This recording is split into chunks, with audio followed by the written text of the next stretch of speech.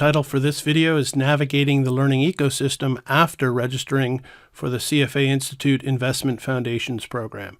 So what we're going to look at in this video is that after you've registered to sign up for the CFA Institute Investment Foundations Program, you're going to get access to some candidate resources. They call that the learning ecosystem. So in this video, we're just going to log into that system and show you the way around it a little bit, just give you some tips to show, how to navigate and understand it more quickly. So we're back at the CFA Institute website at CFA Institute Programs Investment Foundations Program. So congratulations, you're signing up. You've registered for the Investment Foundations Program, so you've set up an account with the CFA Institute. The other thing that I recommended to do is to download the chapters for free. And I highly encourage, these are in PDF form, that you print them out. I always like to have my chapters printed out in a binder, preferably, it's double-sided because there is 650 pages, okay? So that's my first bit of advice. Download the PDFs. You can use them electronically, but it's also nice to print out a binder. So you've registered for the program, you've downloaded the curriculum. So now what you're going to do is you're going to click here and you're going to access your candidate resources. So once you've clicked onto that button, you get to this page, which is the CFA Institute Foundations Candidate Resources. You can hear there's the learning ecosystem that we're going to look at today. And there's some stuff here for setting up your exam appointment. But as I mentioned, starting in hopefully in February 2019, you no longer take the test through the Pearson VUE. You're going to be doing it online. And if you're starting to study now, you're probably going to be ready sometime in March or April anyhow. And you'll see that later on when you set up potentially a schedule in this learning ecosystem.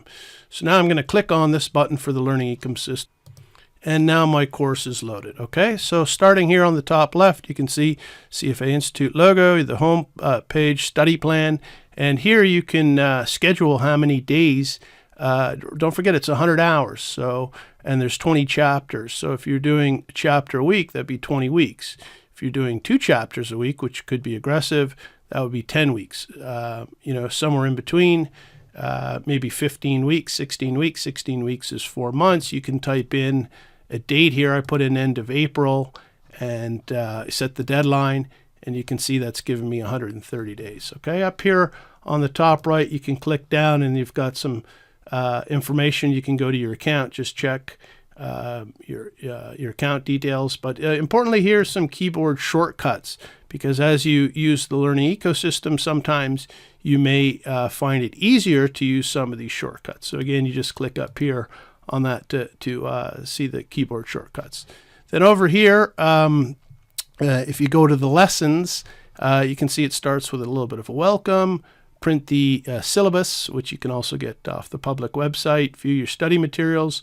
There's a blurb on the learning outcomes. Again, that's in my introduction video, how important all the learning outcome statements are, okay, and to be familiar with them. Then we get into the textbook, because here we can see it's starting with the investment industry, a top-down view, and that's Module 1. So just a quick review of the program. Module 1, there's one chapter, which is the investment industry. It's 5% of the exam, so there'd be 6 exam questions. If you're going to study for about 100 hours, you'd be studying this section for maybe 5 hours.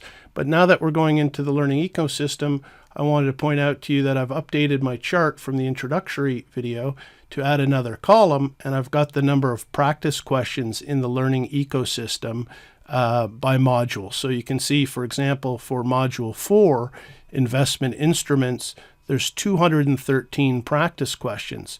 So you have to think to yourself, if I'm going to spend maybe 3 minutes attempting each practice question and reviewing that, that would be 213 practice questions times 3 minutes. So you can start to do your study planning.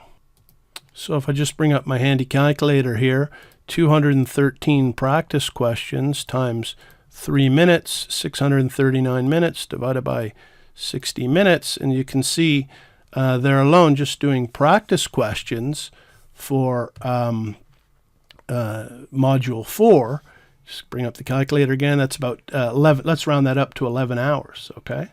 So you can see here we've got 20 hours to study.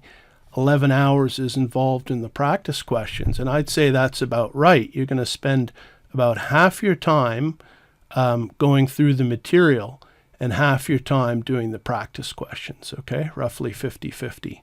So that would be 10 hours going through the learning outcome statements and the readings, and 10 hours doing the practice problems. And when you get something wrong, you go back into the text and see where you made your mistake and you learn from your mistakes. Okay, so getting back into the learning ecosystem, you can see when I click on lessons, I'm in the Module 1, Chapter 1, the investment industry, a top-down view. And you can see if I just click on here, I can click to we start with the 7 learning outcome statements, describe the financial services industry, etc. And if I use this arrow here, I go to the next page, okay? And there's a little bit of functionality here. You can rate your confidence and as you go through it, because there is a little bit of adaptive learning we can talk about. But anyhow, I wouldn't be too distracted. I want to read through the material and practice the questions, okay? Now, I just wanted to point out here that, again, going back to the lessons, you can see here, these are just the chapters which are the same as the PDF book. So if I bring up the PDF book here, here it is, Chapter 1, the investment industry, a top-down view. There's the learning outcome statements. I can scroll through. So this is exactly the same whether you have the PDF. I recommend that you print it out into a binder. Nevertheless, if you're in the learning ecosystem, this is what the lessons are, okay? Now, more importantly, the steps to do is that when you're starting a new chapter, new lesson, you begin by looking at the learning outcome statements.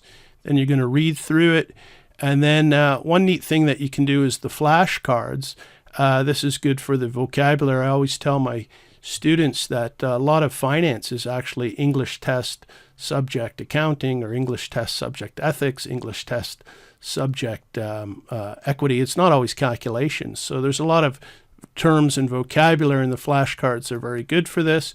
So here you could click on the category and you would scroll down and you would go to the first chapter, and then you would update it, and you can see that there's 22 flashcards vocabulary regarding the first chapter, Module 1, Chapter 1. So I click, if I just click on the flashcard, left click, you're going to see that it gives me the definition. So I'll click ahead to the next one. What is an insurance company?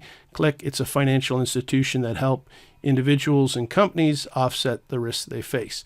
Now, I always recommend to students that you can buy these flashcards, recipe cards. That's what I used to do when I studied for the CFA, and you make your own flashcards. But these are also good way to get started. So I just wanted to give another quick study tip here. So you can see the flashcards. One of them is saying real assets, and you can see physical assets such as land, building, machinery, cattle, and gold.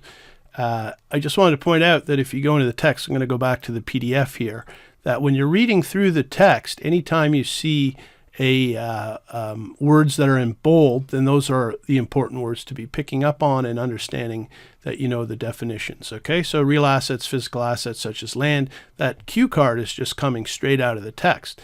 And so I just wanted to point out, if I scroll through this text fairly quickly, you can see that there's quite a few words that are in bold and blue, okay? And perhaps there's even more than the 22. So that's my approach to studying, is that I'm going to go through and I'm going to make sure that I know all the definitions throughout the chapter. The other study tip that I'm going to point out right now, just while I'm in the book and scrolling through it, is that what I often do is, after reading the learning outcome statements, if I'm in a rush for time, then sometimes what I'm going to do is, after I read the learning outcome statements to begin, I'm going to jump and I'm going to read through the summary, because the summary gives me a little bit more information, paragraphs and sentences, than the learning outcome statements. And some of these concepts are not all that hard, and this is the main meat, the summary from the chapter. So as I said, if you're a pretty good skilled studier and you're getting back or also getting into the review mode, go through the learning outcome statements and go through the summary, okay? So the next step in the process, so step 1, read the learning outcome statements. Step 2, read through the materials. Step 3, go through the flashcards or make your own flashcards. Step 4, go through the summary. Sometimes, as I said, you might want to go through the summary right at the beginning after looking through the learning outcome statements and then starting the read. It's up to you, whatever order that's most comfortable for you. After that, what you want to do is you want to practice, okay? And so here we can go in, you can see that there's all these question categories. And again, I made the Excel sheet that I put into my PowerPoint presentation where I showed you that for Module 1, Chapter 1, there's 28 questions, okay? Module 2, 91 questions. So in total, there's 949 practice questions in the question bank in the ecosystem. So you can see here there's the 28 questions. Then when we get into ethics, there's going to be 91 questions that's split between the two chapters. Chapter 2, ethics in the investment profession, there's 49 practice questions. And then Chapter 3, which is regulation, you can see there's 42 practice questions. Then you get into the next module, Module 3, inputs and tools. You can see there's 291 practice questions. Again, I just went through and I copied that into a spreadsheet. Just made me might help me plan my timing schedule a little bit when I have it in Excel. So again, I just put together my little column. So now I'm going to start to practice. I'm going to click on it, and you can see I've done 3 questions. I'm going to resume my practice, and here's a question: which of the following would most likely assist individuals in defining their investment goals? Dealers, financial planners, or investment bankers? Well, it's dealing with individuals, not institutions. Institutions deal with dealers and investment bankers, but financial planners are most likely to deal with individuals. So I'm going to click B, and then I'm going to confirm. And that's saying that's a fairly easy question, and I got it right. It's going to tell me why I got it right. Okay, then I'm going to click on continue. Maybe I'll try to get one wrong just to see what happens when you get an answer wrong. Which of the following is most likely to facilitate trading and help reduce transaction costs?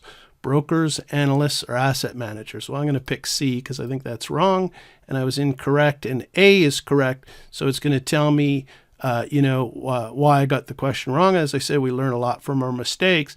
And then more importantly, it's giving us the learning outcome statement where that came. That was coming from learning outcome statement F.